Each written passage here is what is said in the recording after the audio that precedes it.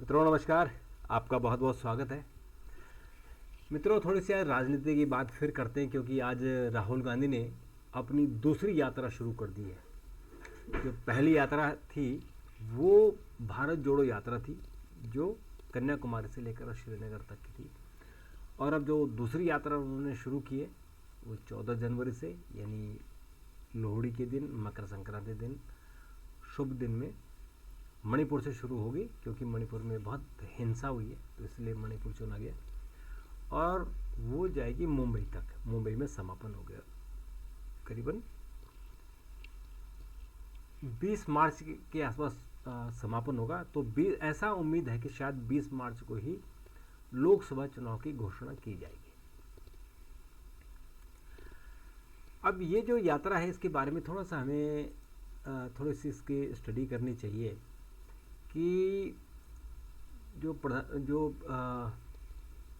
राहुल गांधी ने अपनी पहली यात्रा की थी भारत जोड़ो यात्रा, और भारत जोड़ो यात्रा के तुरंत बाद कर्नाटक के विधानसभा चुनाव हुए थे और उस चुनाव में कांग्रेस को बड़ी सफलता मिली थी, यानी कांग्रेस सरकार में आ गई थी।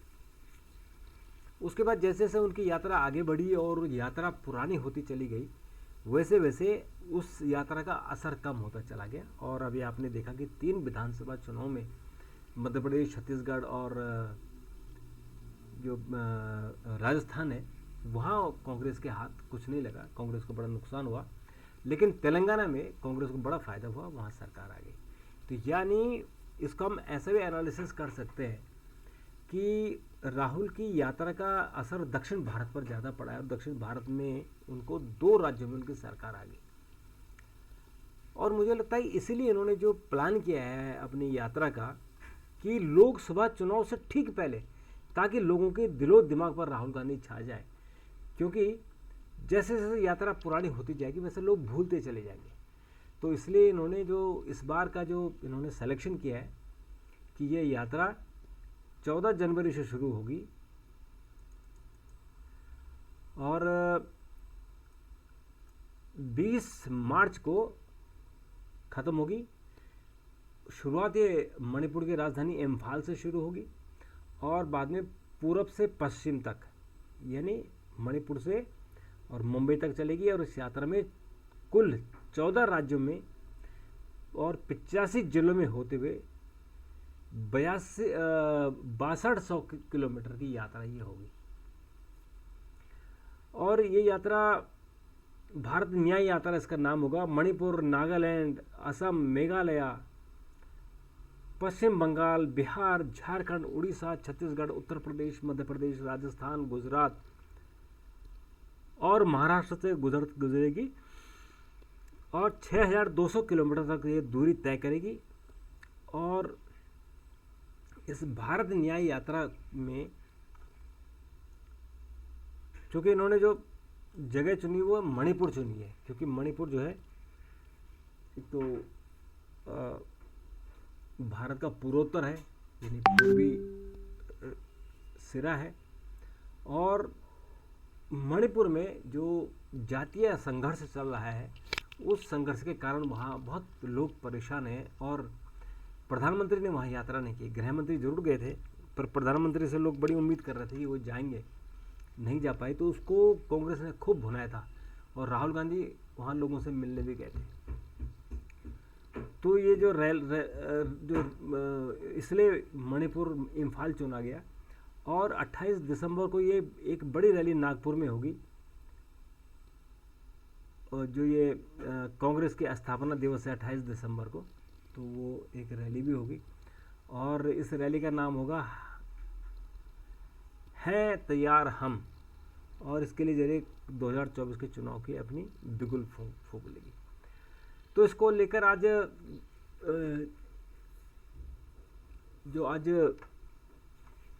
बीजेपी ने बड़ा तंज कसा। बीजेपी ने कहा कि कांग्रेस की न्याय यात्रा नहीं, अन्याय यात्रा है। क्योंकि कांग्रेस ने 1984 के सिख दंगों के खिलाफ जो लोग जिनका नाम आया था उनको सज़ा नहीं दी। और कांग्रेस ने जो दोषी थे उन लोगों को प्रमोट किया, तो न्याय नहीं दिया। तो इसलिए ये अन्याय यात्रा है।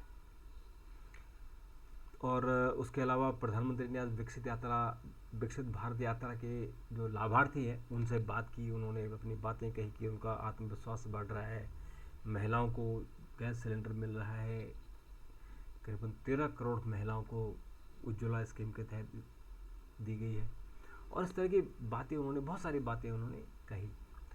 तो कुल मिलाकर ये 2024 का जो आगाज़ है वो हो गया है।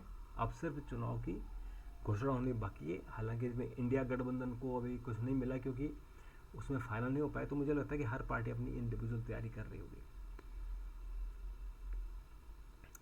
और इसके अलावा मित्रों, जो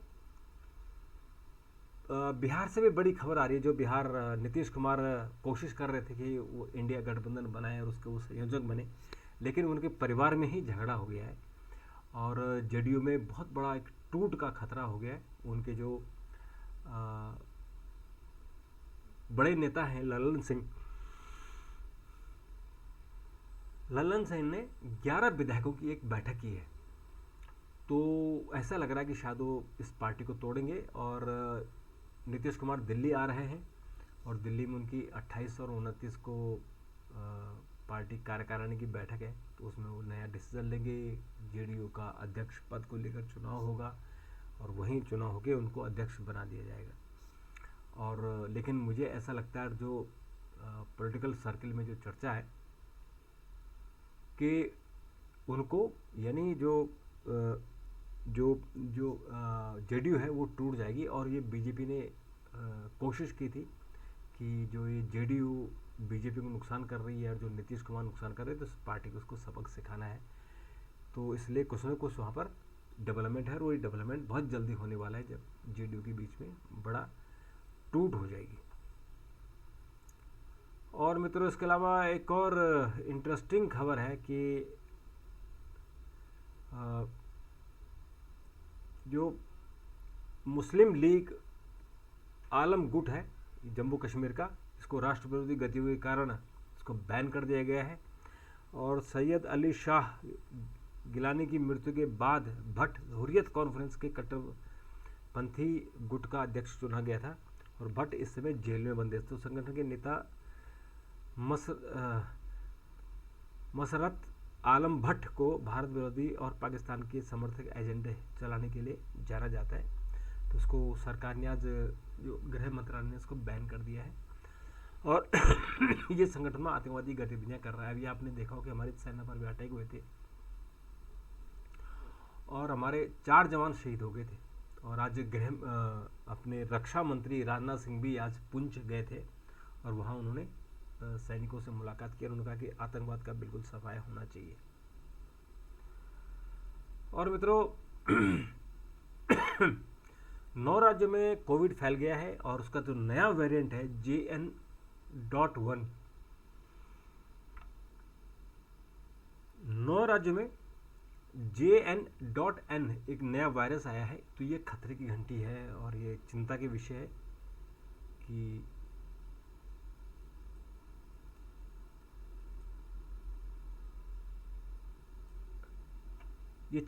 है कि उनको जम्मू कश्मीर से पूरा हमारा जो आतंकवाद है उसको ख़त्म करना है और उसके लिए पूरी ताकत सरकार ने लगा रखी है।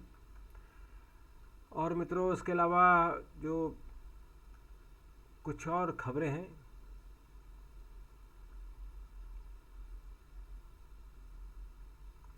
उनमें है कि HSG से जुड़ी 2 करोड़ महिलाओं को लखपति बनाना लक्ष्य है।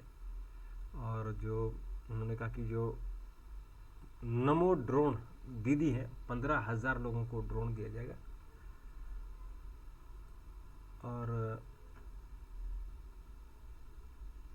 और उन्होंने ये भी कहा कि जो इस समय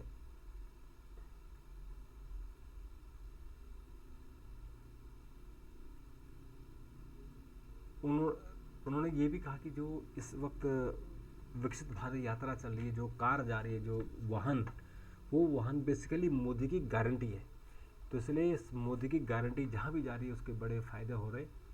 और जो हमारे लोग हैं जिनको लाभ मिलना चाहिए, तो उसके लिए उन्होंने कहा कि मोदी की गारंटी है। मित्रों, आज राहुल गांधी ने आज उन पहलवानों से मुलाकात की जो ब्रजभूषण शरण सिंह के खिलाफ थे, और उन्होंने किसी ने पद्मश्री लौटाने की बात कही, किसी ने अपना अर्जुन अवार्ड लौटाने की बात कही है। तो इसे सरकार के दबाव में यार सरकार ने जो WFI वर्ल्ड फेडरेशन है, जो हमारा रेसलिंग फेडरेशन है, उसको भंग कर दिया, भंग मतलब उसको सस्पेंड कर दिया। और IOC से कहा था, जो ओलंपिक एसोसिएशन ऑफ इंडिया है, कि एक कमेटी बनाओ और जो कमेटी देखे। तो आज जो ब्रजभूषण शरण सिंह के खिलाफ पहला उन्होंने राहुल गांधी से मुलाकात की, और उसमें जो बजरंग पुनिया व अन्य पहलवानों ने झज्जर में मुलाकात की। झज्जर में आज राहुल गांधी गए थे।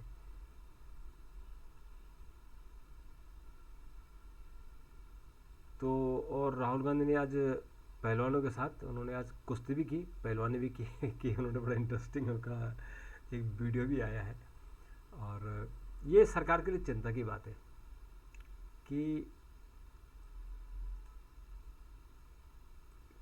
कि अगर पहलवान चले गए तो फिर आप समझिए कि जो माहौल है वो ख़राब हो जाएगा, यानी 2024 का। इसलिए सरकार ने फटाफट ये जो कुश्ती फेडरेशन है उसको सस्पेंड कर दिया, लेकिन फिर भी वो कांग्रेस की तरफ जा रही है। ये थोड़ा सा बीजेपी के लिए चिंता की बात है। और जो IOA है, उसने ओलंपिक एसोसिएशन ऑफ इंडिया है, उसने एक कमेटी का गठन कर दिया है, और उस कमेटी में भूपेंद्र सिंह बाजवा को अध्यक्ष बनाया गया है, और MM सोपाया को सदस्य बनाया गया है, और मंजूषा कंवर को सदस्य बनाया गया। 3 लोगों की सदस्य टीम है जो डे टू डे के लिए काम करेगी। तो मित्रों, इस तरह से राजनीति चारों तरफ से ये राजनीतिक घटनाक्रम है जो राजनीति में सिखा रहे हैं कि कैसे पोजीशनिंग की जाती है। सबको वोट बैंक की चिंता है कि कैसे 2024 में चुनाव में सरकार बनानी है। तो मित्रों, अभी के लिए इतना, फिर आपसे मुलाकात होगी। तब तक के लिए नमस्कार, थैंक यू, धन्यवाद।